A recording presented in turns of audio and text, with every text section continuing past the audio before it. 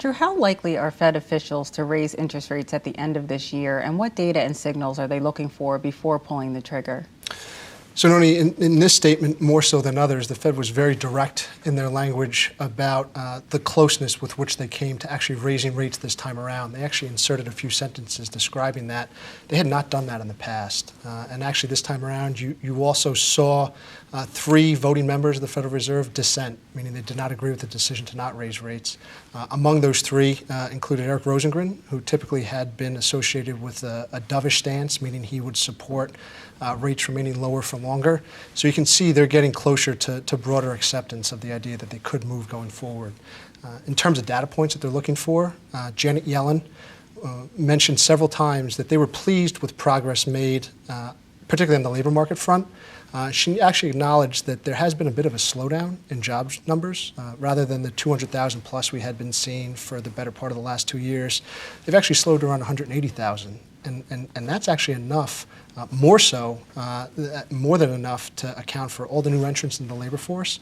So that actually means that people are coming back, right? Rather than just new people entering the labor force, people are coming back that had not been there before.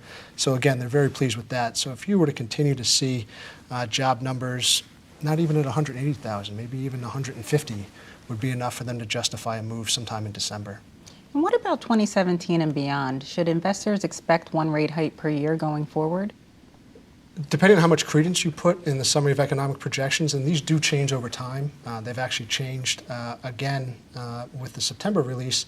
They've brought down the number of expected increases in 2017 to 2. It had been somewhere closer to 3 or 4. And they've brought down what had been an expectation of 4 increases in 2018, brought that back down to 3.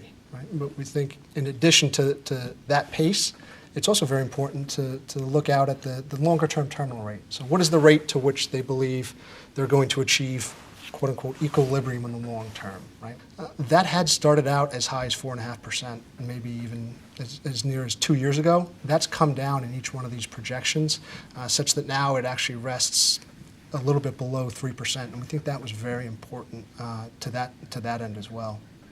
I think it's important for the markets as well that the Fed this year has lowered their expectations for how quickly interest rates will rise and where they'll end up. One of the problems that the Fed had last December when they first raised interest rates was that they had promised to lift rates fairly quickly. And markets, I don't think, like this very much. What we saw was that the US dollar strengthened to such an extent that we saw some capital flows coming out of emerging markets. And also with that sort of aggressive pricing of interest rate hikes, that's hurtful for any foreign countries who've borrowed in US dollars. So I think this year, if you have sort of a more steady increase expected, that should calm the markets, and we hopefully won't see the sort of negative market reaction and sell-off that we had in January of this year.